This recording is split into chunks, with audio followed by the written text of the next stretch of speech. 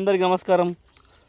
రేపు 5 రాష్ట్రాల రిజల్ట్స్ పొద్దున్న నుంచి హడావిడి ఉంటుంది. అందరి దృష్టి బెంగాల్ పైన ఉంది.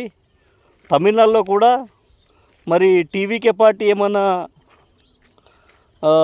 దాని ప్రభావం చూపిస్తుందా, మరి ఎన్డీఏ ఏమైనా బలపడుతుందా, మళ్ళీ స్టాలినే సీఎం అవుతాడా, లేకపోతే వేరే వాళ్ళు ఎవరైనా వీళ్ళందరూ కలిసి సీఎం అవుతారా చూడాలి.